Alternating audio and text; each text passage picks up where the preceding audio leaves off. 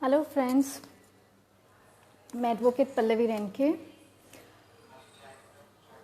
आप सबसे nomad liberty movement के पेज पे भटक्या विमुक्तान से स्वातंत्र्य आंदोलन या इस पेज पे हम लोग एंटी वुमेन स्पीक आउट एक मूवमेंट चला रहे हैं मई के इस महीने में लॉकडाउन के दौरान। अच्छा खासा बहुत अच्छा प्रयास ये रहा है कि लॉकडाउन के दरम्यान जो एंटी की महिलाएं हैं, एक्टिविस्ट है, लीडर्स है, वो अपनी अपनी एक्सपीरियंसेस हम सबके साथ शेयर कर रही थी। हमें बहुत कुछ सीखने को, बहुत कुछ नॉलेज उनमें से मिला है। एक ये अच्छा प्रयास इस आंदोलन के मार्फत हम कर रहे हैं। मैं पिछले 15 से 20 साल से इस मूवमेंट में काम कर रही हूँ, एंटी के मूवमेंट में।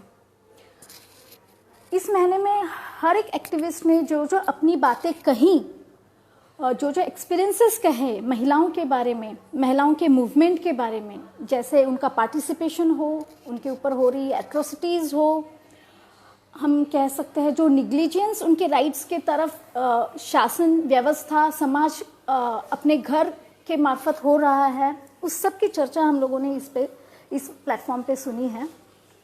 ये बहुत ही एक अच्छा प्लेटफॉर्म है। एक छोटा सा प्रयास है, लेकिन मुझे लगता है आने वाले कुछ दिनों में एक ये बड़ा प्लेटफॉर्म हो सकता है महिलाओं के लिए जो एक्टिविस्ट है, एक लीडरशिप बिल्ड करने के लिए।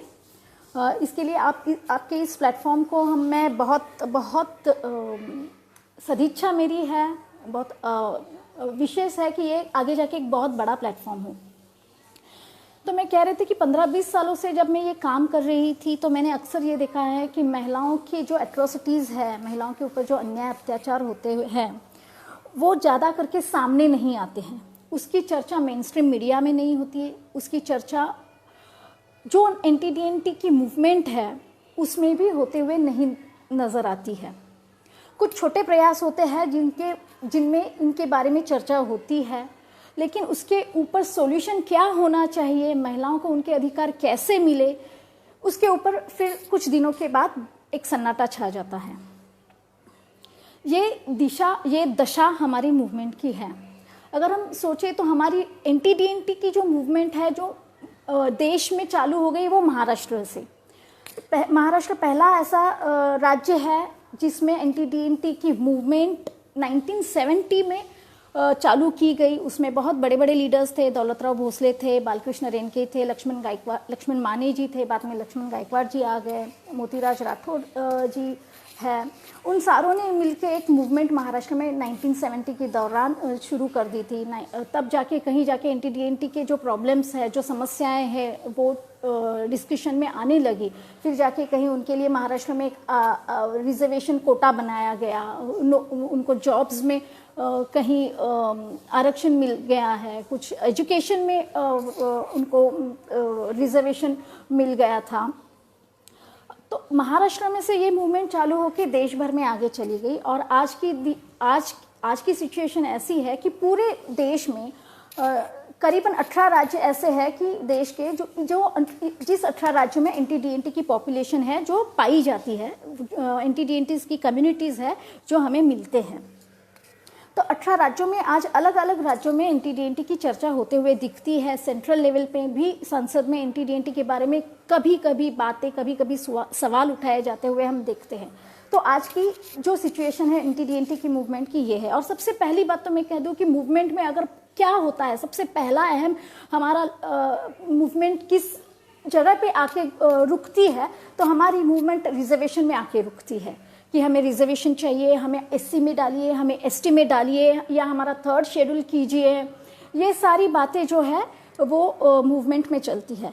तो इस मूवमेंट में हम देखते हैं कि वीमेन का जो सेक्शन है, मतलब marginalised with in the margin, हम कहते हैं कि वंचित घटक में भी बहुत वंचितता जो है, जो इन महिलाओं में आई हुई है जिनके बारे में हम नहीं बात करते।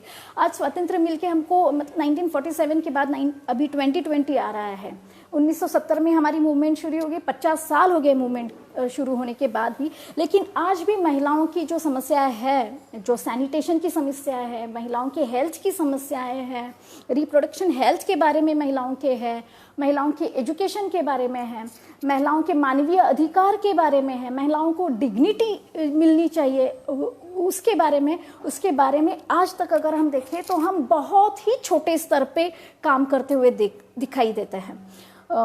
मतलब 70 के बाद आज 2020 आ गया है, 50 साल के बाद कुछ महिलाएं जो है वो हमें दिख रही है कि आज की जनरेशन की, जैसे वैशाली है, दिशा है, दिशा पिंकी शेख है, दिशा वाडेकर है, सुनीता भोसले है, जो स्वर्णमाला है, महाराष्ट्र की है, महाराष्ट्र के बाहर कुछ कर्नाटक से है, कुछ मध्य प्रदेश से है। तो कुछ महिलाएं, यंग लड़कियां जो है मूवमेंट में आती हुई दिख रही है। जैसे जैसे उनको एजुकेशन मिला, जैसे जैसे उनके कम्युनिटी के बारे में उन्होंने जो झेला है, खास करके वो महिलाएं आई है जिन महिलाओं ने अपनी कम्युनिटी में रह के कुछ ना कुछ दुख दर्द जो है वो झेला हुआ है और उसको ओवरकम करते हुए वो आगे आ रही है और अच्छा काम करते हुए दिख रही है। तो वो जो है वो आज के जनरेशन में दिख रहा है। लेकिन इसके पहले अगर कुछ गिने चुने नाम अगर हम कहें कि मुझे लगता है कि कुछ बुक्स लिखे गए, नॉवेल्स लिखे गए, तीन दगड़ा चित्सूल जी के नाम की एक किताब लिखी गई, विमल मोरे नाम के जो साहित्यिक है महाराष्ट्र की, गिरे मैडम है, उन्होंने भी लिखी थी, जनाबाई गिरे, उन्होंने भी लिखी है। लेकिन उन्होंने सब लोगों ने वो भी एक ऐसा है कि उन्होंने उनके लाइफ में जो समस्याएं झेली है उसको नज़र रख के वो किताबें लिखी है, ऑटोबायोग्राफी उन्होंने लिखी है, ताकि सारे समाज के सामने इन कम्युनिटीज़ के बारे में और कम्युनिटी के महिलाओं के बारे में पता चले कि क्या स्तर पे ये महिलाएं जी रही है। उसका कहीं हद तक मूवमेंट में काम करने वाली लड़कियों को, मूवमेंट में काम करने वाले लीडर्स को बहुत हद तक एक टूल मिला था झगड़ने के लिए, एक मूवमेंट आगे लेके जाने के लिए। वो एक महत्वपूर्ण प्रयास रहा है हमारे लिए कि हम उसको लेकर हम बात कर सकते हैं।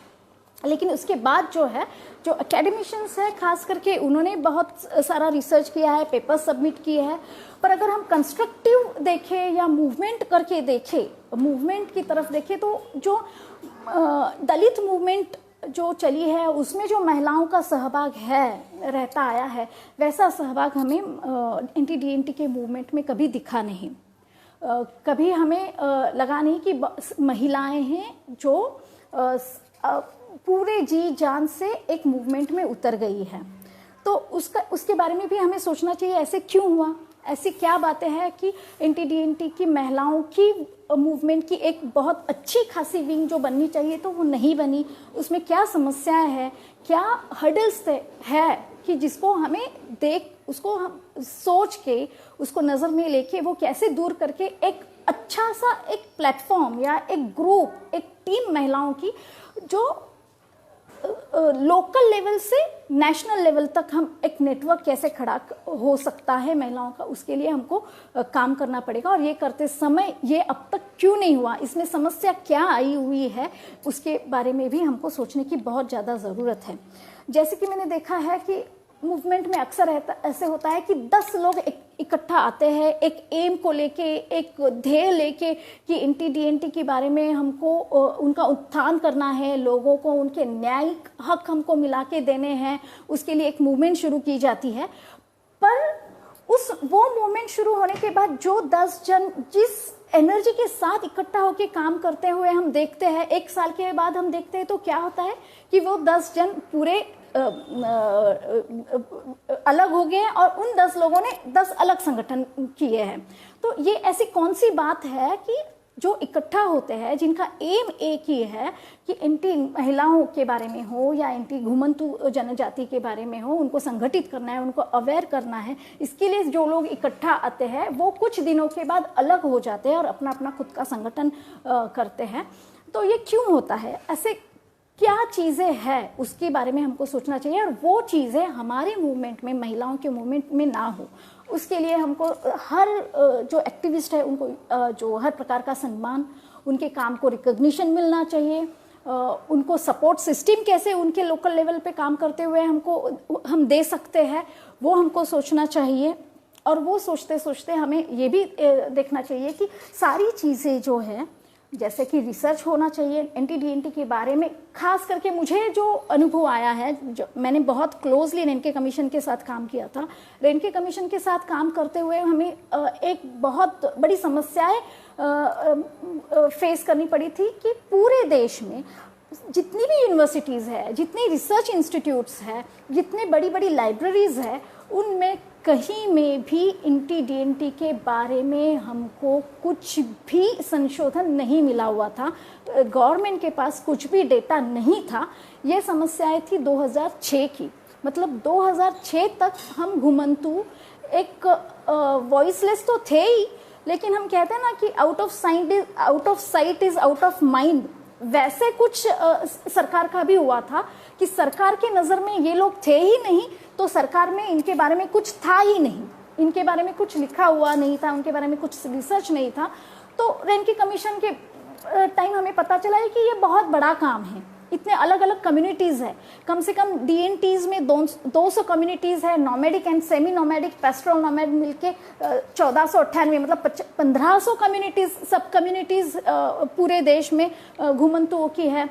सबकी अलग अलग बोली भाषा है, सबका अलग अलग पहराव है, सब महिलाओं के प्रति समाज में लगी हुई जो नियम है, मान्यता है, वो अलग अलग है, भाषा देव देवता अलग है, और इनके बारे में इकट्ठा होकर काम करना ये बहुत बड़ा चैलेंज था। तो मुझे लगता है कि हमें पहले अगर हम कुछ करना चाहते हैं तो ये हमारा रिसर्च बेस कैसे हम बढ़ा सकते हैं, हम ऑप्शंस कैसे, हमारे जो NTDNTs के महिलाओं को समस्या आती है उसके बारे में पहले हम चर्चा करते हैं। क्या समस्याएं हैं?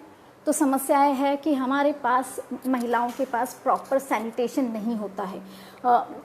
आजकल तो मतलब भारत में एक बहुत बड़ा कैंपेन चल रहा है कि स्वच्छ भारत का कैंपेन चल रहा है, हर घर शौचालय का कैंपेन चल रहा है, जहाँ सोच वहाँ शौचालय का कैंपेन चला था। मतलब हम भारत स्वच्छता की तरफ बहुत फोकस कर रहे हैं, लेकिन एक बात इसमें है, हमको देखनी पड़ेगी, हर घर शौचालय है, जहाँ सोच वहाँ शौचालय है, पर हर घर शौचालय होने के लिए NTDNTs के पास घर होने चाहिए, और वो घर होने के बाद ही उस घर में शौचालय बन सकता है और गवर्नमेंट उसके लिए अनुदान या सब्सिडी दे सकती है।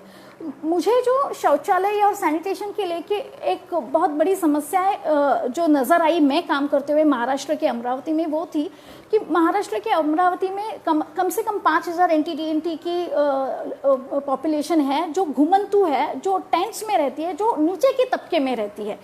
जो सेटल्ड है वो शायद बड़ी हो सकती है कम्युनिटी, मतलब और पॉपुलेशन जा सकता है ज़्यादा, पर जिन लोगों में मैंने काम किया था, जिनका सर्वे किया था, वो 5000 थे। तो वहाँ की महिलाओं को जो समस्याएं आ रही थी, वो समस्याएं सैनिटेशन की ऐसी थी कि वहाँ वो टेंट में एक ग्राउंड में रह रही थी, उनके यहाँ पे कहीं पे भी जो शौचालय होता है वो नहीं था, सुलभ शौचालय नहीं था, सार्वजनिक शौचालय नहीं था, कोई भी सैनिटेशन स्वच्छता की व्यवस्था नहीं थी। उनको अगर उनके प्रातःविधि के लिए महिलाओं को जाना पड़ता था तो बहुत दूर किसी के दूसरे के खेत में जाना पड़ता था। तो और जब महिलाओं दूसरे के खेत में इस विधि के लिए जाती थी तो उन लोगों ने, ये महिलाएं हैं, ये गंदी महिलाएं हैं, ये चोर है, ये भिखारी है, ऐसे उनके ऊपर मतलब ऐसा नज़रिया सोच के उन्होंने वहाँ पे कंपाउंड डाल दिया, और उस कंपाउंड पे उन्होंने कुत्ते मार के कुत्ते लटका दिए ताकि वहाँ पे एक गंदा बास आ जाए, लड़कियाँ जो है, छोटी बच्चियाँ जो है, औरतें जो है, वो डर जाए और वहाँ पे विधि के लिए ना आए। तो मुझे लगता है कि ये सबसे बड़ी एक समस्या है जो कभी हम सोचते नहीं हैं, जिसके बारे में कभी हमने मतलब आया नहीं। हम मूवमेंट करते हैं, हम रिजर्वेशन के बारे में बोलते हैं, लेकिन उससे कहीं गुना ज़्यादा ये इम्पोर्टेंट है कि इन महिलाओं की रोज़ की ज़िंदगी है, उसमें उनको सुविधाएं कैसे मिले, जिसके बारे में हम बहुत बड़ा कैंपेन सरकार चलाती है, एडवोकेसी करती है, तो वो उनके पास कैसे मिले। क्योंकि एक तरफ गवर्नमेंट करती है और दूसरी तरफ यहाँ के जो प्रस्तापित लोग हैं वो यहाँ पे आने नहीं देते हैं। उनको उनकी खुद की जो पर्सनल ज़रूरत होती है वो पूरा नहीं कर सकती है, तो उनकी हेल्थ की प्रॉब्लम्स क्या हो सकती है, तो उसके बारे में हमको ये समस्या सबसे बड़ी है वो सोचनी चाहिए। बहुत सी घुमंतुओं की महिलाएं ऐसे हैं, मतलब घुमंतुओं में हम सबको पता है कि अलग अलग कम्युनिटीज़ हैं। कुछ कम्युनिटीज़ आर्टिज़न ग्रुप से बिलोंग करती है, जैसे कि सिकलगार होती है, जैसे कि टकारी होती है, गाड़िया लोहार होती है, जो अलग अलग हथियारे खेती उपयोगी, मतलब जो खेती के लिए ज़रूरत होती है वैसे औजारें बनाती है और मार्केट में बेचने की कोशिश करती है। तो ऐसे आर्टिज़न ग्रुप्स होते हैं। कुछ कम्युनिटीज़ ऐसे होती हैं कि जो एंटरटेनर होते हैं, परफॉर्मर्स होते हैं, जैसे कि नट होती है जो रोप पे चलती है, जो महाराष्ट्र में जिसे हम डोंबारी कहते हैं, जो दोरी से कसरत करता। कुछ ट्रेन्स में बच्चियाँ होती हैं जो बड़ी बड़ी सर्कल टायर्स होते हैं उनमें से कूदी लगाते हैं और बाहर आते हैं, तो ऐसे होते हैं। कुछ गाना गा के एंटरटेनमेंट करते हैं, परफॉर्मर्स जो होते हैं। तो मतलब एक परफॉर्मर सेक्शन जो है एंटीज़ का, एक आर्टिज़न ग्रुप है, एक मेंडिकेंट ग्रुप है जो भगवान के नाम पे भिक्षा मांगते हैं। जैसे हम देखते हैं महाराष्ट्र में गोसाई है, गोंधली है, वो है। कुछ ओड है, वडार है, बेलदार है, जो बड़े बड़े पत्थर फोड़ने का काम करते हैं, जो मतलब सच में जो है कि वो निर्माते होते हैं। इस जो घर बनते हैं, जो मकानें बनती है, जो बड़ी बड़ी बिल्डिंग बनती हैं, उसमें उनका बहुत बड़ा योगदान होता है। ऐसी कम्युनिटीज़ है। तो इन कम्युनिटी की जो महिलाएं होती हैं उनके अलग अलग प्रॉब्लम्स होते हैं। जैसे सैनिटेशन का एक प्रॉब्लम होता है, जैसे परफॉर्मर्स जो होते हैं, नट कम्युनिटी जो होती है, डोंबारी कम्युनिटी है, उसका जब हमने सर्वे किया था तो हमें ऐसे समस्या आई थी कि इन कम्युनिटी की महिलाएं हैं जो है वो सिर्फ दिन में एक ही बार खाना खाती है, क्योंकि उनको परफॉर्म करना होता है, उनको रोप पे चलना होता है।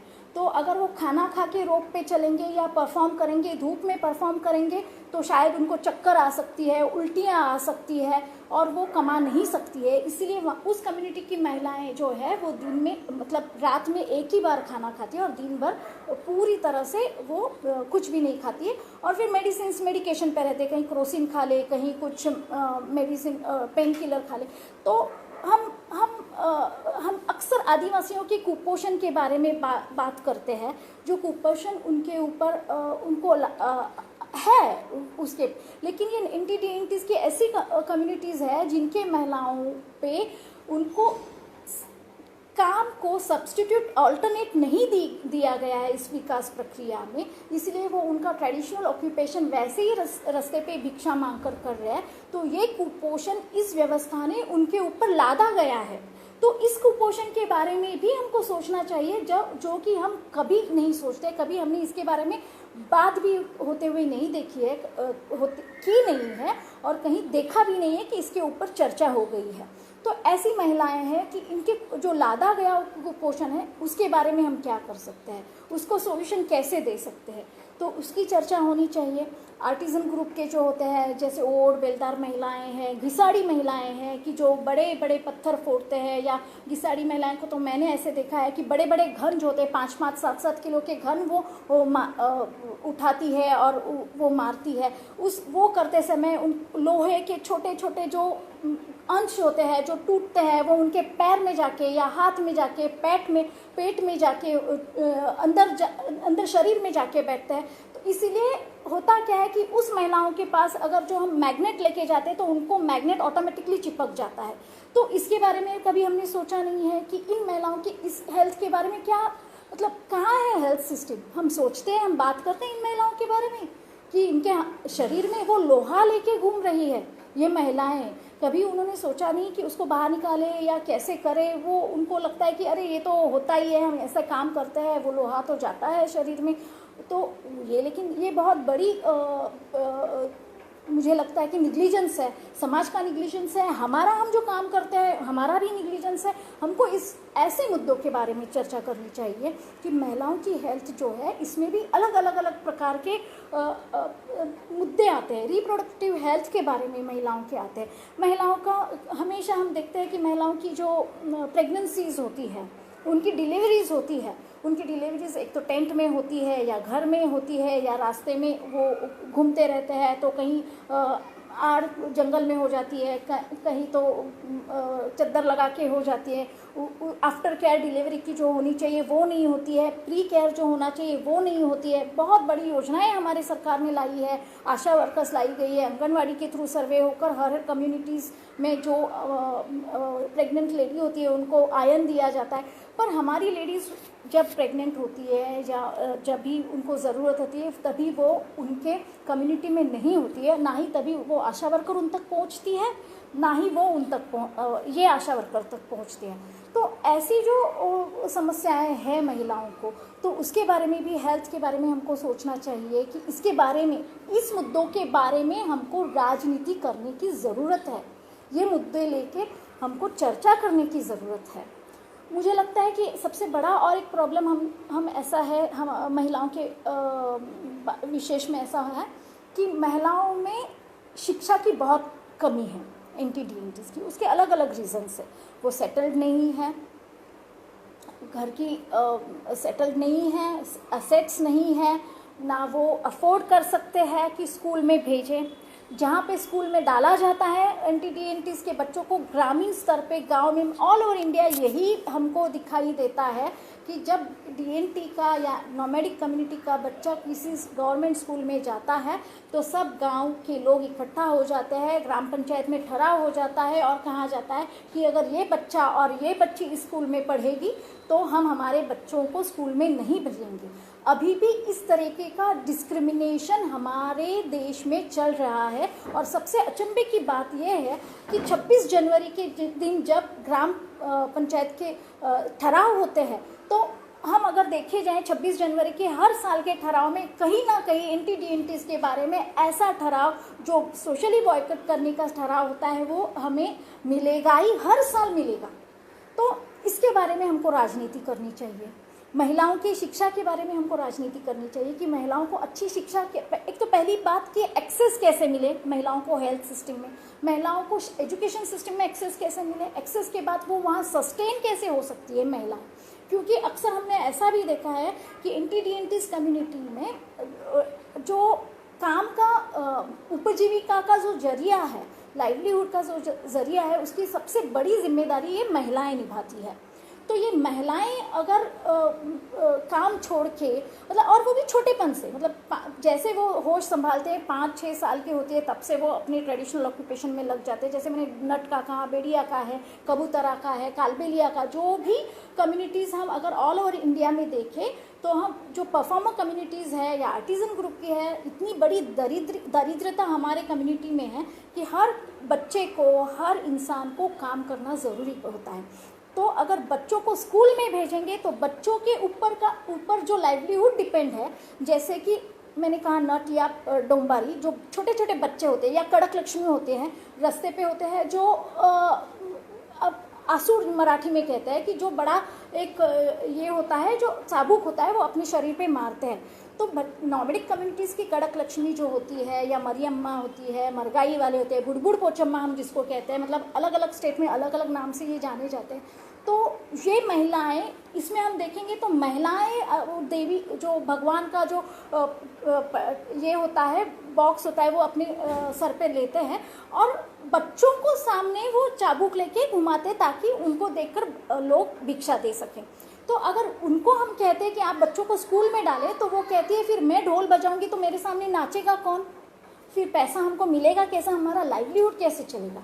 डोंबारी समाज की महिलाओं के साथ बात करते हैं या नट समाज की महिलाओं के बारे में बात करते हैं तो हमें यही आता है। तो ये सारी चीज़ें हमको ध्यान में देखनी पड़ेगी अगर हमको उनको स्कूल में डालना है। पारदियों के साथ भी ऐसे ही होता है, डिस्क्रिमिनेशन हमने अक्सर देखा है।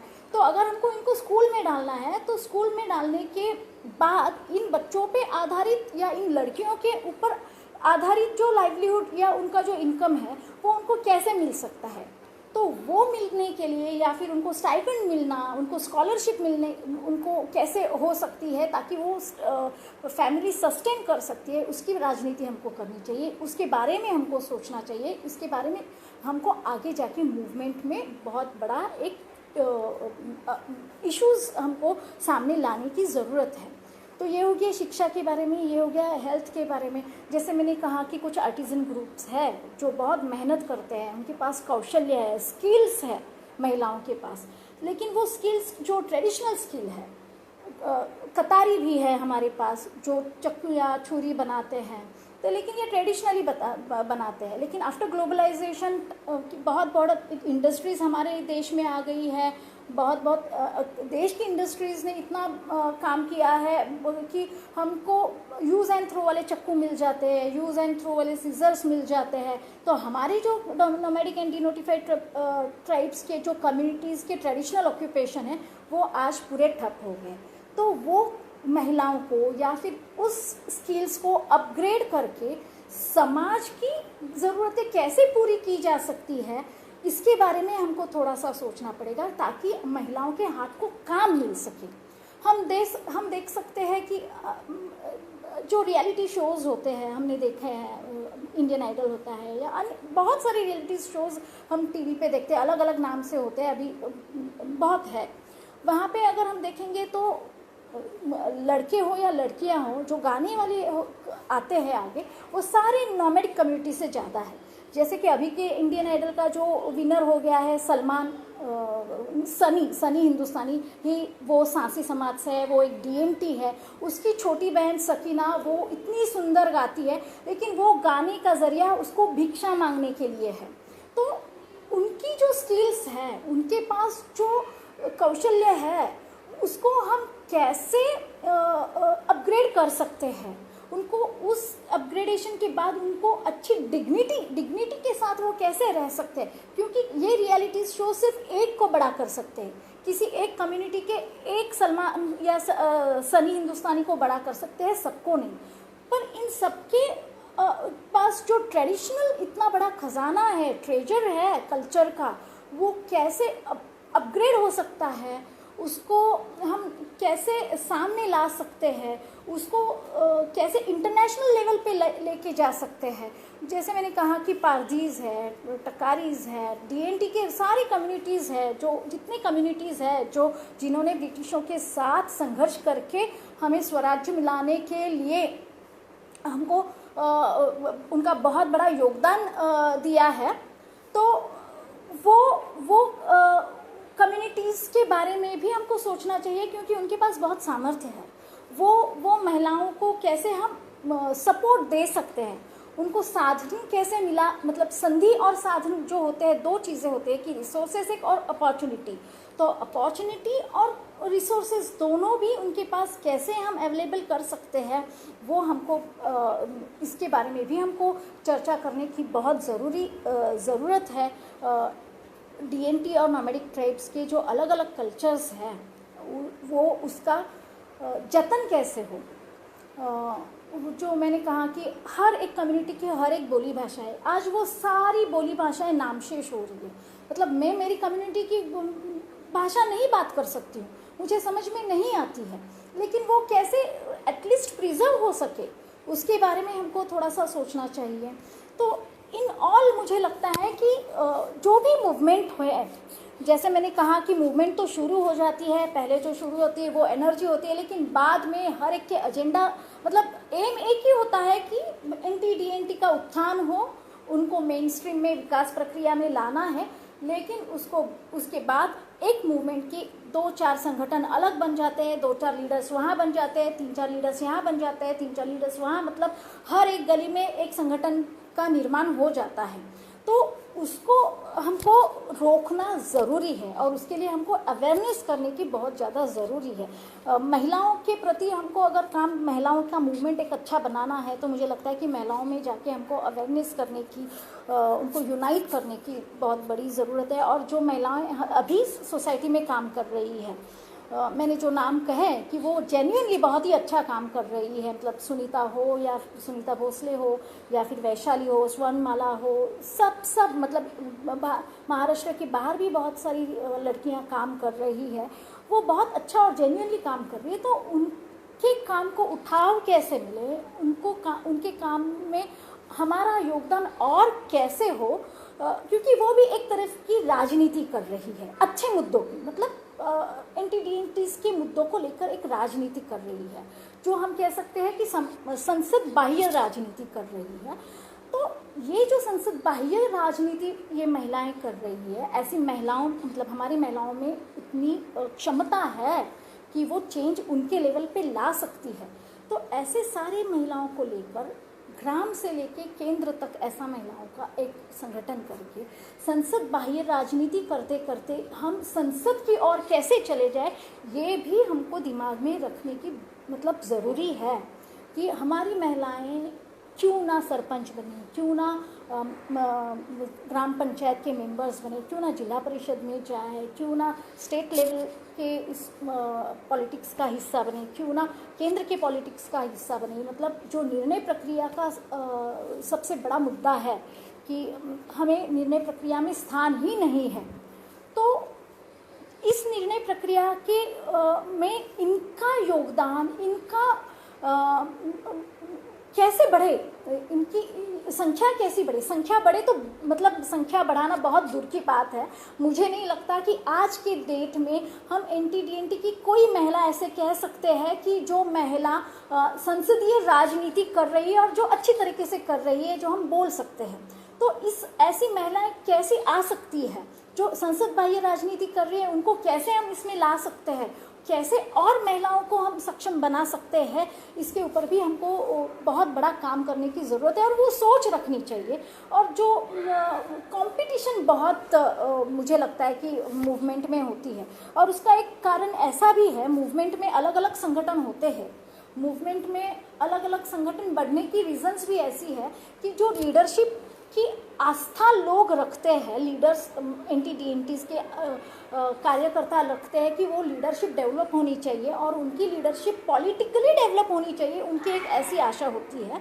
और उसके लिए उनको लगता है कि अगर वो अलग संगठन बनाएंगे और लोगों को इकट्ठा करेंगे तो शायद किसी पॉलिटिकल पार्टी का उनके ऊपर ध्यान जाए और वो उनको अडॉप्ट कर ले अपने उस पॉलिटिकल प्रोसेस में। पर मुझे ये बहुत ही ऐसा लगता है कि कठिन कार्य है, क्योंकि पॉलिटिकल पार्टीज़ हमारे जैसे नॉर्मडिक कम्युनिटीज़ के लोगों को उनके स्वार्थ के लिए ही इस्तेमाल करते हैं, चाहे वो कोई भी हो। अभी तक अगर हम देखे जाएं कि जो एमएलए हुए हैं, जो कॉप्ट हुए हैं, तो वो वहाँ जाके कुछ बहुत बड़ा बदलाव समाज में आया है या फिर बहुत पॉलिसीज़ बनी है जिसके बारे में सबको अपना डिसीजन लेना पड़ा है, ऐसा कुछ मुझे लगता नहीं है आए दिनों में, मतलब अभी कुछ हुआ है। तो मुझे लगता है कि एक संगठन ही ऐसा है जो इन सारी चीज़ों को लेके बैलेंस बना के, हर एक की डिग्निटी मेंटेन करके, हर एक की लीडरशिप जहाँ जहाँ वो काम कर रहे हैं वहाँ पे उनकी लीडरशिप मेंटेन करके अगर हम एक बड़ा संगठन महिलाओं का बना सकते हैं तो मुझे लगता है कि एक बहुत बड़ी उपलब्धि होगी। हिस्ट्री मतलब अगर हम पीछे जाए तो हमें पता है कि देश में स्वतंत्रता जो मिली है, वो स्वतंत्रता मिलने में सबसे ज़्यादा योगदान ये महिलाओं के मूवमेंट का था, महिलाओं के पार्टिसिपेशन का था। महिलाओं ने बहुत बड़ा योगदान हमें इस देश को स्वतंत्रता मिलाने के लिए दिया हुआ है। लेकिन उसके बाद जो है वो योगदान जो महिलाओं का है दलित मूवमेंट में ही सिर्फ हमें दिखा है। तो ये योगदान महिलाओं का कैसे बढ़े, उनमें वाचन क्षमता कैसे आए महिलाओं में, महिलाएं जो अभी बात कर रही है अपने संघर्षों के बारे में, अपने न्यायों के बारे में, अपने एट्रोसिटीज़ के बारे में, तो वो बातों को हम सुनकर सिर्फ चुप ना बैठे, उसको लेकर हम आगे कैसे जा सकते हैं, इसकी हमें बहुत बड़ी ज़रूरत है। मैंने और कुछ महिलाओं की समस्याओं के बारे में मैं ज़्यादा बात कर रही हूँ क्योंकि मूवमेंट में इसकी बातें नहीं होती है। 2007 में हमको पता है कि महाराष्ट्र में बार बंद हुए थे, डांस बार बंद हुए थे। डांस बार बंद होने के बाद एक बहुत बड़ी राजनीति हुई थी।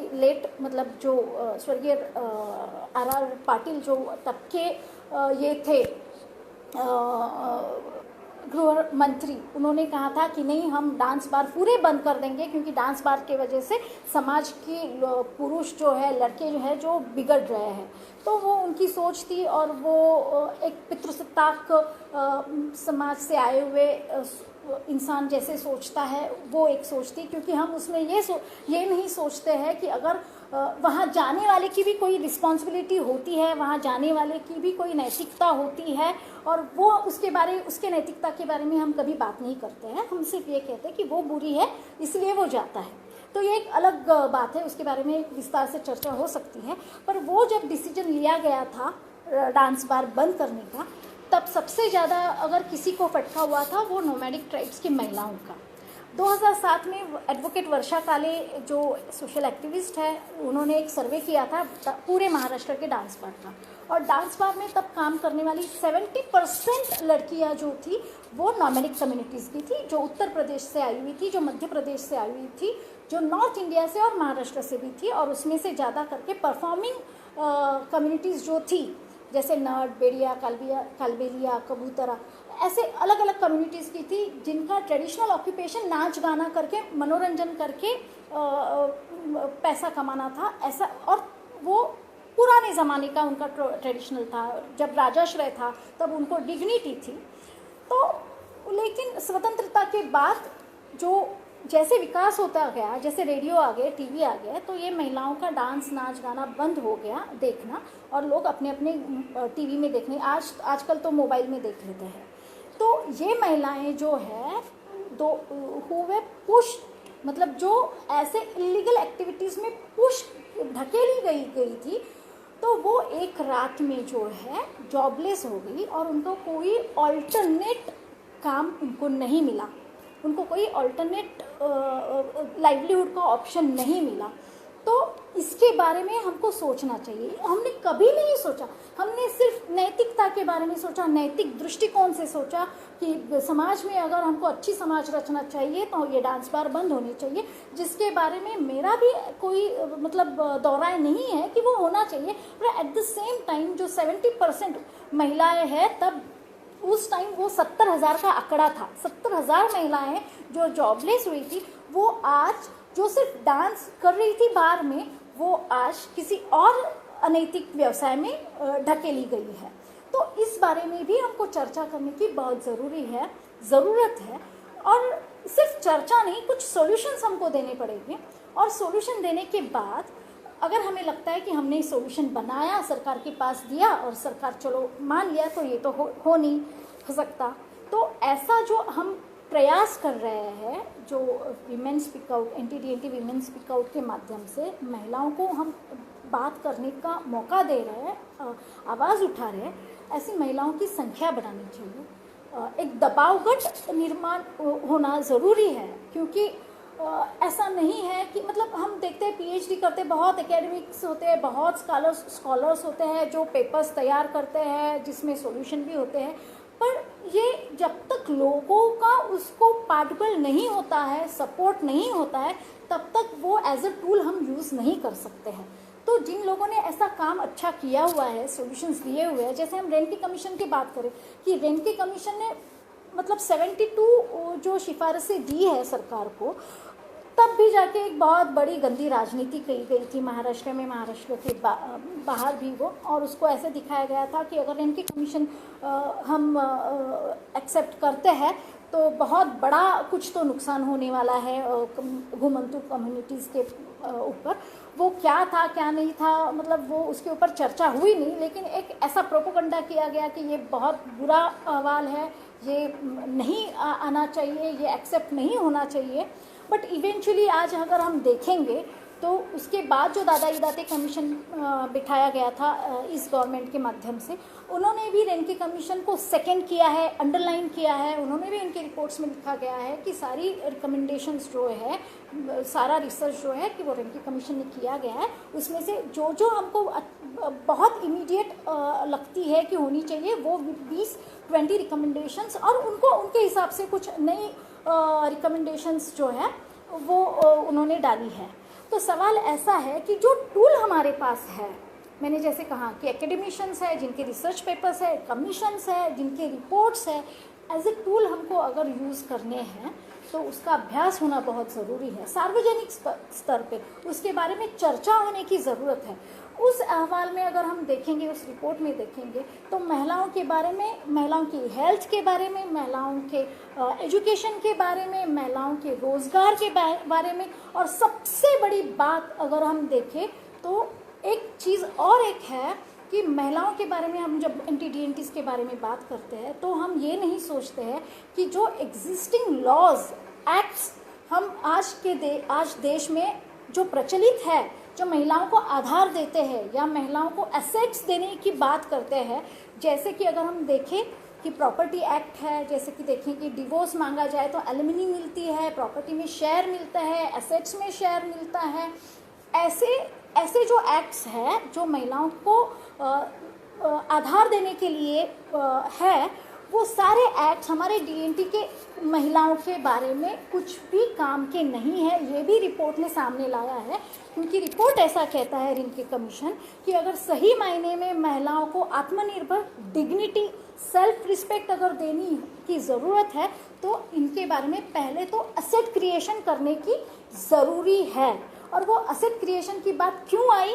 क्योंकि मैंने जो कहा कि ये जो एक्ट्स है, ये जो लॉज है, कि अगर किसी महिलाओं को किसी पति ने छोड़ दिया है या फिर वो निराधार है तो उनको, मतलब उनका मायका हो या ससुराल हो, वो दोनों भी असेटलेस है। तो 98% ऑफ द पॉपुलेशन डीएनटी की, मतलब रेंकी कमीशन ने कहा है कि 98%, जो 13 करोड़ पॉपुलेशन देश में 2007 में रेंकी कमीशन ने बताई थी, वो आज जाके वो कम से कम 20 करोड़ के आसपास है। उसमें से 98% ऑफ द डीएनटीज आर लैंडलेस। जो लैंडलेस है उनको ये लॉस का फ़ायदा नहीं होने वाला है। जो डेस्टिट्यूट वुमन है, जिनको छोड़ा गया है, वो कोर्ट में जाके क्या मांगेगी कि मुझे मेरे पति के प्रॉपर्टी में हिस्सा चाहिए। अगर पति के पास ही प्रॉपर्टी नहीं है, वो ही लैंडलेस है, तो ये एग्जिस्टिंग लॉस कैसे उसके काम में आएंगे? तो इसके बारे में भी हमको सोचना चाहिए कि जो एक्ट्स सेटल कम्युनिटीज़ के बाद, जो स्थिर कम्युनिटीज़ है, उनको नज़र में लेके हुए बनाए गए हैं, उसमें कुछ तो बदलाव या फिर एटलीस्ट नए कायदे, नए कानून एंटी-डीएनटी के लिए, उनके महिलाओं के लिए, उनको एसेट क्रिएशन करने के लिए, उनको डिग्निटी, क्योंकि हमारा कॉन्स्टिट्यूशन भी कहता है कि बाबा ओनली जीना ये इम्पॉर्टेंट नहीं है, डिग्निटी के साथ जीने को मिलना ये अपना अधिकार है और वो अधिकार हमें चाहिए। तो ये सारी चीज़ें हमको इन चीज़ों पे बात करने की हमें ज़रूरत है। तो मैं वापस आऊँगी कि ऐसे जो रिसर्च पेपर्स है, ऐसे जो रिपोर्ट्स है, उसके बारे में सार्वजनिक तौर पे चर्चा होने की ज़रूरत है। वो एज ए टूल करके हमको यूज़ करने चाहिए, उसको आगे लेना चाहिए। उसके लिए हमको ये प्लेटफॉर्म्स जो है वो यूज़ करने चाहिए और हम महिलाओं को फिर दबाव गट बना के, सिर्फ दबाव गट बनाने से होगा नहीं, क्योंकि जो अलग अलग मूवमेंट्स है, वो अलग अलग मूवमेंट्स का सपोर्ट हमको कैसे मिले एंटी-डीएनटीज़ के महिलाओं को। जैसे दलित मूवमेंट है, आदिवासी मूवमेंट है, कामगार मूवमेंट है, शेतकरी मूवमेंट है, अलग अलग मूवमेंट जो है, तो वो कैसे हमको इस मूवमेंट को, हमारे मूवमेंट को उनका सपोर्ट कैसे मिले और हमारा एक लार्जर प्लेटफॉर्म कैसे तैयार हो जाए, इसके बारे में भी हमको राइटली सोचना चाहिए। और वो सारा सोच के हमको एक मूवमेंट की तैयारी करने की ज़रूरत है जो ग्राम से लेके केंद्र तक का काम करे, मतलब नेशनल लेवल तक काम करे। ऐसे नेशनल लेवल पे जो लड़कियां, जो महिलाएं काम कर रही हैं, उनको हम कैसे हमारे मूवमेंट में इंक्लूड कर सकते हैं, हमारा मूवमेंट कैसा इंक्लूसिव रहे, उसके बारे में भी हमको सोचने की ज़रूरत है। और अगर मुझे लगता है कि 2020 बहुत ही इम्पॉर्टेंट साल है सब दृष्टिकोण से, क्योंकि एपीजे अब्दुल कलाम ने कहा था कि 2020 महासत्ता बनने वाला है। ये अलग बात है कि हम नहीं बन रहे हैं, हमारा जीडीपी भी इतना नीचे आ गया है, हमारे लोगों के हाथ के काम निकल गए हैं। एंटी-डीएनटीज़ की तो इस लॉकडाउन और इस ये क्वारंटाइन में तो बहुत बुरी समस्या है, पर एटलीस्ट 2020 तब एक ये माना गया था कि हम महासत्ता की तरफ जाएंगे। वो उनका विजन था जो पूरा नहीं हो सका। 2020 में कोरोना आ गया, तो इसके लिए वो चर्चा में, और इसी 2020 में महिलाओं के लिए एक छोटा हो लेकिन एक अच्छा प्लेटफॉर्म, क्वालिटेटिव प्लेटफॉर्म आप सब लड़कियों ने मिलकर तैयार किया है, क्योंकि क्वालिटी को बहुत ज़्यादा हमें भार देने की ज़रूरत है, क्योंकि वैसे तो लोग भी इकट्ठा होते हैं, लोग इकट्ठा करना तो कुछ आसान काम है। जैसे हमने देखा है कि एक की रैली को 1500 वैसे भी आ सकते हैं, तो लेकिन हमको वैसे नहीं, 5 जन भी हो लेकिन वो क्वालिटेटिव होनी चाहिए, वो लोगों में जाके अच्छा नॉलेज दे सकते हैं, ऐसे लोग हमको चाहिए। और ऐसा प्लेटफॉर्म 2020 में आ गया है, क्वारंटाइन के बीच, मतलब ये कोरोना के बीच। मुझे लगता है कि ये प्लेटफॉर्म थोड़ा छोटा है, लेकिन आगे जाके ये अगर हम अच्छी बारीकी से काम करेंगे, क्वालिटेटिव काम करेंगे, तो ये एक बहुत बड़ा प्लेटफॉर्म हो सकता है। और इन सारे मुद्दों पर, इन सारे इश्यूज़ पे हम एक अच्छी राजनीति कर सकते हैं, ऐसे मुझे लगता है। आप लोगों ने मुझे बोलने का मौका दिया, इसलिए मैं आप सारी टीम की आभारी हूँ। अगर किसी को कुछ पूछना हो या कुछ क्वेश्चंस है तो हम बात कर सकते हैं। जी, ये देव कुमार अहिरे जी जो है, उन्होंने लिखा है, जो मैंने मेरे डिस्कशन में थोड़ा सा उसके ऊपर ध्यान भी दिया था, कि जो पुरानी मूवमेंट है NTTNT की, वो क्यों लुप्त हो गई है, वो क्यों वीकन हो गई है, वो क्यों इतनी प्रभावशाली नहीं रही है, इसके बारे में हमको चर्चा करने की ज़रूरत है। क्योंकि अगर हम पीछे जो हम फेल्योर आया है उसके बारे में हम चर्चा नहीं करेंगे तो हमें आगे हमारा काम बढ़ाने के लिए फ़ायदा नहीं होगा। हम वही करेंगे जो उन्होंने किया है, तो वो सब हमको देखने की बहुत ज़रूरी है। और मुझे लगता है कि अवेयरनेस की ज़रूरी है लोगों में, जो कि एक मैंने जो काम किया है, एक सबसे इम्पॉर्टेंट बात मैं कहना चाहूँगी वापस, कि NTTNTs मतलब पूरे देश में और एक समस्या है, ये है जात पंचायत, कास्ट काउंसिल की, जिसमें महिलाओं का तिहेरी शोषण, मतलब महिलाओं का तिहेरी शोषण तो होता ही है। एक तो उनके फैमिली में होता है, जो पति से होता है या सास ससुर से होता है, वो होता है। एक कम्युनिटी में होता है, मतलब सोसाइटी में होता है कास्ट काउंसिल के माध्यम से। और तीसरा जो होता है वो व्यवस्था में होता है, कि व्यवस्था में उनका कोई नहीं सुनता है। मतलब अगर किसी लड़की पे कुछ अन्याय होता है या उसके ऊपर कुछ अत्याचार होता है, अगर वो पुलिस डिपार्टमेंट में जाए या न्याय की अपेक्षा करे तो वहाँ पे उसको इमीडिएट रिलीफ नहीं मिलता है। तो एक प्रकार का ये भी उनका एक्सप्लॉयटेशन है। तो ये तिहेरी शोषण महिलाओं का होता है। उसमें से सबसे रोज़मर्रा की ज़िंदगी में उनको जो शोषण होता है वो उनके घर में होता है, कास्ट काउंसिल के थ्रू होता है। तो कास्ट काउंसिल के बारे में भी हमको चर्चा करने की बहुत ज़रूरी है, कि उसके क्यों कास्ट काउंसिल के बारे में चर्चा तो हो रही है। महाराष्ट्र अंधश्रद्धा निर्मूलन समिति जो है, उन्होंने उसके ऊपर पूरा उन्होंने एक अभियान ही लिया है कि जात पंचायती ला मूठ माती। तो उनको हम उनके उस अभियान को हम शामिल थे जब डॉक्टर नरेंद्र दाभोलकर जी थे, तब उन्होंने 3 स्टेट लेवल के कन्वेंशन लिए थे, तो हम उसमें शामिल थे और हमने उनके साथ मिलकर काम किया था। पर मुझे और एक इसमें ऐड करना ज़रूरी लगता है इस अभियान के साथ, कि ये जो अभियान चलता है कास्ट काउंसिल को मुठ माती करके, मतलब नामशेष करो, बंद करो, तो हम विंडोज़ जो है वो क्लोज़ करते हैं। तो क्यों क्लोज़ होता है? जिस चीज़ों की वजह से ये कास्ट काउंसिल समाज व्यवस्था में अस्तित्व में है, उन चीज़ों को हम नज़रअंदाज कर रहे हैं। हम सिर्फ कास्ट काउंसिल को ही फोकस कर रहे हैं। आज महिलाओं को इमीडिएट और सुलभ तरीके से न्याय मिलने की ज़रूरत है। उन NTTNTs को न्याय मिलने की ज़रूरत है, जो उनके एक्सपीरियंस के थ्रू उनको नहीं मिलता है। उनके कुछ होता है, कम्युनिटी में कुछ होता है या कम्युनिटी के बाहर भी कुछ होता है, तो वो डिपार्टमेंट के पास जाते हैं या सरकार के पास जाते हैं, तो सालों साल वो फाइलें हलती नहीं हैं, कोर्ट में तो तारीख पे तारीख हो जाती है, तो इमीडिएट रिलीफ नहीं मिलती है।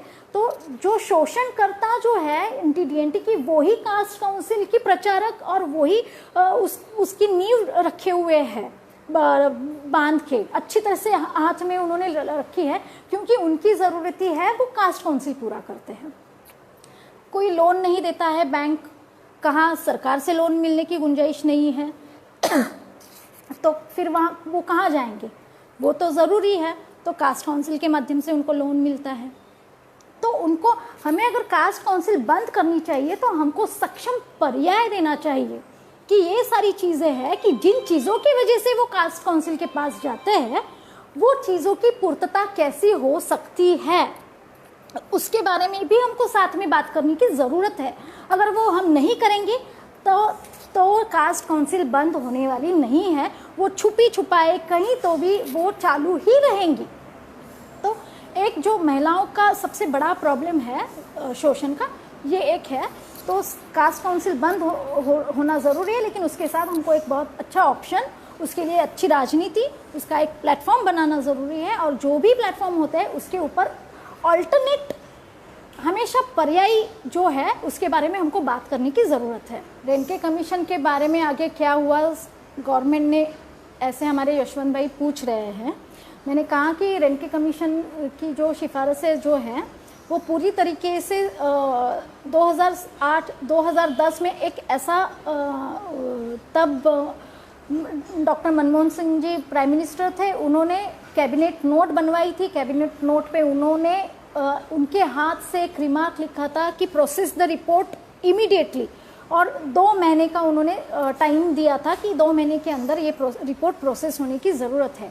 तो ये सब चल रहा था अंदर, और ये रेणके कमीशन अभी एक्सेप्ट हो रहा है और उसके ऊपर इम्प्लीमेंटेशन होगा, योजनाएं बनेगी। जब ये बाहर आ रहा था तब जाके एक गंदी राजनीति हो गई और वो रेणके कमीशन का रिपोर्ट जो है वो जो सामने आने वाला था उसका ऐसा माहौल किया गया कि नहीं ये कमीशन का रिपोर्ट अगर हम एक्सेप्ट करेंगे तो बहुत बवाल मच जाएगा। इसलिए तब वो रेणके कमीशन तो एक्सेप्ट नहीं किया गया। पर अब अलग अलग संगठन, अलग अलग गुट जो काम कर रहे हैं, जिन्होंने विरोध भी किया, वो भी मतलब खाना एक तरीके से ऐसे भी खा सकते हैं और खाना ऐसे भी खाते हैं। तो अभी जो अलग अलग जिन्होंने विरोध भी किया वो तो ऐसे जाके वही कह रहे हैं कि जो रेणके कमीशन में लिखा है। तो इवेंचुअली ऐसा है कि अगर हम कहीं भी जाए, सॉल्यूशन है जो भी है, अगर शिक्षा नहीं है कम्युनिटी के पास तो शिक्षा उनको मिलनी चाहिए, ये रेणके कमीशन ने कहा। उसके लिए उनका सर्वे होना चाहिए, ये रेणके कमीशन ने कहा। सर्वे होकर उनका वो कौन से इलाके में कितने कौन से सेंट्रिक एरिया है, वहाँ पे स्कूल्स होने चाहिए, ये रेणके कमीशन ने कहा। तो मुझे लगता है कि यही चीज़ें बाकी के लोग अलग अलग माध्यम से कह रहे हैं, लेकिन वो ऐसा हो गया कि वो जो शक्ति थी वो स्प्लिट हो गई, एनर्जी थी वो डाउन हो गई, और रेणके कमीशन के बारे में थोड़ा सा ध्यान सरकार का हट गया। और अभी तो परिस्थिति ऐसी है कि हम मूवमेंट का मूव भी नहीं बोल सकते हैं कि लोगों के आवाज़ बंद किए जा रहे हैं, बात नहीं की जा रही है।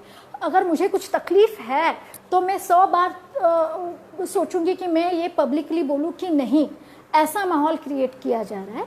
पर मुझे लगता है कि महिलाओं में वो ताकत है अगर महिलाएं एक साथ आए, क्योंकि जो महाराष्ट्र में है, सब लोगों ने देखा है की नळावरची भांडणं कशी असतात ती, नळावरची भांडणं जी असतात ती सगळ्या बायका एकत्र आल्या तर सगळ्या पूर्ण एरियाला बस करून सोडतात, पूरा इलाका उनके झगड़ों की वजह से थक जाता है। तो इतनी एनर्जी वो है, तो वो एनर्जी हमको पॉजिटिवली क्रिएट करनी है। अगर वो क्रिएट होती है तो मुझे लगता है कि कुछ भी आसान नहीं है। हमको डर को हराना है, और वो डर हराने के लिए हमको अच्छे लोगों को इकट्ठा होने की ज़रूरत है। और एक माध्यमांचा यात किती वाटा आहे ऐसा पूछा है। माध्यमाचा यात किती वाटा आहे मीडियाचा, रेणके कमिशनच्या जर रिपोर्टच्या ॲक्सेप्टन्सच्या कॉन्टेक्स्टमध्ये हा जर प्रश्न विचारला गेला असेल तर मला असं वाटतं की कसं आहे की रेणके कमिशनचा रिपोर्ट जेव्हा सबमिट केला गेला, अनफॉर्च्युनेटली रेणके कमिशनमधल्या शिफारसी ज्या आहेत त्याच्यावर कमी चर्चा झाली आणि त्याच्या विरोधावर जास्ती चर्चा झाली। आणि तो विरोध कशामुळे झाला आहे, तो विरोध का होत आहे आणि तो खोडून काढण्याची जी एक संधी असते ती सुद्धा म्हणजे ती संधी मिळाली नाही। फक्त विरोध आणि सपोर्ट हे दोनच गट पाडले गेले चर्चा जी गुणात्मक रिपोर्टवर व्हायला पाहिजे होती ती झाली नाही. त्यामुळे माध्यमंसुद्धा त्यांनाही बऱ्याचदा लिमिटेशन्स असतात. आपण जर आता माध्यमं बघायला म्हणजे आता तर अशी परिस्थिती आहे की आपण न्यूज चॅनल्स बघूही शकत नाही. म्हणजे एक सर्टन वेळानंतर आपल्याला त्याचा कंटाळा येतो किंवा तोच रटाळपणा आलेला आहे, तोच एकसुरीपणा माध्यमांमध्ये आहे. आणि त्या काळी एवढा नव्हता, पण शेवटी माध्यमे ही कुठेतरी बांधलेली गेलेली असतात, त्यांना लिमिटेशन्स असतात आणि त्याच्यामुळे तो फरक तर आहेच की माध्यमांचा सुद्धा खूप मोठा वाटा आहे की जो चेंज व्हायला पाहिजे होता माध्यमांच्या माध्यमातून चर्चा होऊन समाजामध्ये लोकांमध्ये अवेअरनेस क्रिएट व्हायला पाहिजे होती की ती पोकळी निर्माण राहिली. दुसरी गोष्ट रेणके कमिशनने असंही सांगितलेलं आहे, ओके हां, दुसरी गोष्ट रेणके कमिशनने सांगितलं होतं सर्वात पहिल्यांदा की भटक्या विमुक्तांची जातनिहाय जनगणना ही झाली पाहिजे. कारण का 1931 नंतर आपल्याकडे जातनिहाय जनगणना झाली नाही आणि आपण 1951 मध्ये फक्त शेड्यूल कास्ट आणि शेड्यूल ट्राईबचीच जातनिहाय जनगणना होते. त्यामुळे भटक्या विमुक्तांच्या जातगणना झाली नसल्यामुळे त्यांचं सोशो इकॉनॉमिक स्तर, ह्युमन डेव्हलपमेंट इंडेक्स काय आहे तो अजूनही कोणालाही माहीत नाही आहे. आणि जातनिहाय जनगणना करण्याचं जेव्हा आपण मूवमेंट चालवली होती भटक्या विमुक्तांची, तेव्हा त्यावेळेसचं मी सांगते, जेव्हा रेणके कमिशन रिपोर्ट सबमिट केला होता तेव्हा माननीय मीरा कुमार ह्या सामाजिक न्यायमंत्री होत्या आणि सामाजिक न्यायमंत्री असताना त्यांच्याकडे तो विषय होता सेन्ससचा आणि रिपोर्टचा. त्यांनी याच्यावर असं सांगितलं होतं की जातनिहाय जनगणना करणं हे मूर्खपणाचं ठरेल, हे इम्प्रॅक्टिकल आहे. जातनिहाय जनगणना जर केली आपण तर जाती जातीमध्ये द्वेष होईल, जाती जातीमध्ये तेढ निर्माण होईल, अशा पद्धतीचं त्यांनी कदाचित, मला असं वाटतं की आपल्याकडे ना म्हणजे राज्यकर्ते असतील, धोरणकर्ते असतील, मुळात यांनाच भटक्या विमुक्तांच्या प्रश्नांच्या संदर्भामध्ये खूप कमी आकलन आहे असं माझं मत आहे. कदाचित मी रॉंग असू शकते, चुकीची असू शकते, पण मला असं वाटतं की ती आकलन क्षमता कमी असल्यामुळे, मुळात प्रश्न काय आहेत हेच माहीत नसल्यामुळे आणि भटक्या विमुक्तांच्या प्रश्नांची पार्श्वभूमी काय आहे हे समजून न घेतल्यामुळे कदाचित भटक्या विमुक्तांच्या बाबतीमध्ये निर्णय घेण्यासाठी खूप उशीर होतो आणि मग अशा पद्धतीची विधान केले जातात. हे त्याच्यातून आलं असावं असं मला वाटतं. पण जातनिहाय जनगणना होणं ही काळाची गरज आहे, कारण का आज घडीला भटक्या विमुक्तांची किती लोकसंख्या आहे. म्हणजे रेणके कमिशनने सांगितलं की 12,70,00,000 ही 2008 त्यांनी सांगितलं की ही इतकी लोकसंख्या आहे आणि ती त्यांनी एक्स्ट्रापोलेट करून सांगितली होती. म्हणजे स्टॅटिस्टिक डिपार्टमेंट जे आहे भारताचं, रजिस्ट्रार ऑफ इंडिया आहे, त्यांच्याकडची जी माहिती आहे, सांख्यिकी डिपार्टमेंटची माहिती, ओबीसी कमिशनकडे असलेली माहिती, शेड्यूल कास्ट आणि शेड्यूल ट्राईब्सची जातनिहाय जनगणना होते आणि शेड्यूल कास्ट आणि शेड्यूल ट्राईबमध्ये असलेल्या भटक्या जमाती किंवा विमुक्त जमाती, जसं नॉर्थमध्ये सासी आहे, मध्य प्रदेशमध्ये नट आहे, जी शेड्यूल कास्टमध्ये आहे.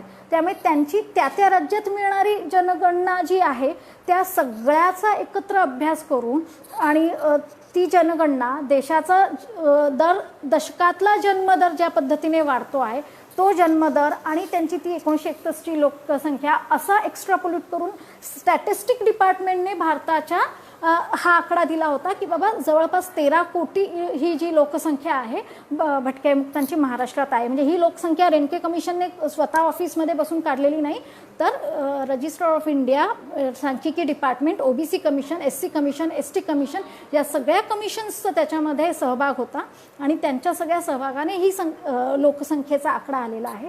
तर तो 13 कोटीच्या जवळपासचा आकडा हा 2008चा आहे आणि त्यांनी असं सांगितलं की कदाचित लोकसंख्या जनगणना केली तर ती याच्यापेक्षा जास्त असू शकते, 15 कोटीपेक्षा जास्त लोकसंख्या ही असू शकते भटक्या विमुक्तांची.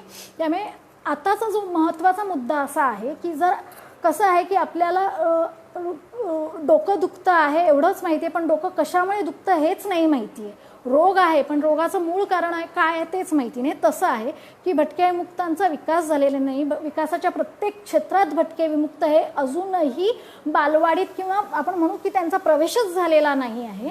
हे आपल्याला सगळ्यांना माहिती आहे, पण ते का झाला नाही आहे याचा विचारच केला जात नाही. आणि ह्याचं सगळ्याचं असं आहे की जर ह्याची जातनिहाय जनगणना झाली आणि त्या जातनिहाय जनगणनेच्या माध्यमातून आपल्याला यांचा ह्युमन डेव्हलपमेंट इंडेक्स मिळू शकतो, यांचा सोशो इकॉनॉमिक आकडा आपल्याला कळू शकतो, कोणाकडे घर आहे, कोणाकडे जमिनी आहेत, कोणाकडे नाही आहे, आणि मग योग्य त्या उपाययोजना आपण करू शकतो. कुठल्या पॉकेटमध्ये काय करायची गरज आहे, कोणत्या कम्युनिटीसाठी काय करायची गरज आहे हे करू शकतो. पण हे याच्यासाठी एक पॉलिटिकल विल लागते आणि ती पॉलिटिकल विल ही लोकांच्या दबावाशिवाय येणार नाही, म्हणजे लोकशक्तीशिवाय ती निर्माण होणार नाही. त्यामुळे सगळ्याचं गणित जे आहे ते लोकशक्तीमध्ये, लोकजागृतीमध्ये आणि दबाव गटामध्ये आहे. तर आपण त्या सगळ्या माध्यमातून आपण जिथे जिथे काम करतो किंवा ज्या ज्या लेवलला काम करतो त्या त्या लेवलवर आपण जातीय जनगणनेच्या भटक्या विमुक्तांची जी मागणी आहे ती लावून धरली पाहिजे. अर्थात 2021मध्ये आपली जनगणना होणार आहे आणि त्याच्यामध्येची प्रोसेस जी आहे ती 2014पासून 15पासून सुरू झालेली आहे आणि त्याच्यामध्ये कुठेही जातनिहाय जनगणनेचा किंवा भटक्या विमुक्तांची जनगणना जातनिहाय होईल अशी गुंजाईश नाही आहे. त्याच्यामुळे 2021मध्ये तरी ती होणार नाही, पण इथून पुढे तरी ती झाली पाहिजे. त्याच्यासाठी आपल्याला एक स्ट्रॅटेजी जी आहे ती करावी लागणार आहे. मीडियामध्ये पण बरेचसे प्रश्न, मला एक थोडासा एक मुद्दा सांगायचा आहे. मध्यंतरी लॉकडाऊनच्या आधी एक मीडियामध्ये मुद्दा होता की MPSCच्या परीक्षेच्या दरम्यान भटक्या विमुक्तांच्या मुलांवर अन्याय झाला, भटक्या विमुक्तांवर अन्याय अशा हेडलाईननी एका न्यूज चॅनलवर बातमी होती. आणि ती काय आहे म्हणून मी बघितली की बाबा भटक्या विमुक्तांमध्ये MPSCच्या मध्ये काय अन्याय होत आहे. तर तो बघितला तर ॲक्च्युली मला असं कुठल्याही जाती, भटक्या विमुक्तांमधल्या कोणत्याही जातीबद्दल कधीच आकस नव्हता, नाही आहे. पण मला असं वाटतं की आपण प्रत्येक जातीचा वास्तव स्वीकारून काम केलं पाहिजे त्या पद्धतीने. पण मी जेव्हा तेव्हा बघितलं की भटक्या विमुक्तांच्या बाबतीत काय अन्याय त्यांच्यावर झालेला आहे, मुलांवर किंवा मुलींवर, तर भटक्या विमुक्तांमधल्या 2च जातींवर तो अन्याय होता आणि तो होता धनगर आणि वंजारी. आणि धनगर आणि वंजारींवर जेव्हा अन्याय होतो तेव्हा भटक्या विमुक्तांचं लेबल त्या चॅनलने वापरलं होतं. अर्थात ते भटक्या विमुक्तांमध्ये येतात आणि त्यांच्यावरचा अन्यायसुद्धा हा अन्यायच आहे, हा आपण मान्य केला पाहिजे. पण ऑन द कॉन्ट्ररी मला असं म्हणायचं की जेव्हा भटक्या विमुक्तांवर, तळातल्या भटक्या विमुक्तांवर अन्याय होत असतो, कोणत्या मुलीवर बलात्कार होत असतो, कोणत्या तरी पारधी मारला जात असतो. आज बीडला एक 10 दिवसापूर्वी 21 मेला जेव्हा जागेच्या कारणामुळे त्या पूर्ण घराला, म्हणजे ते कितीतरी वर्ष त्या जागेपासून अंबाजोगाईला राहत होते, ते एका रात्रीत आले आणि एका रात्रीत त्या 3-तिघांचा खून होतो, तेव्हा भटक्या विमुक्तांचा अन्याय म्हणून बोललं जात नाही.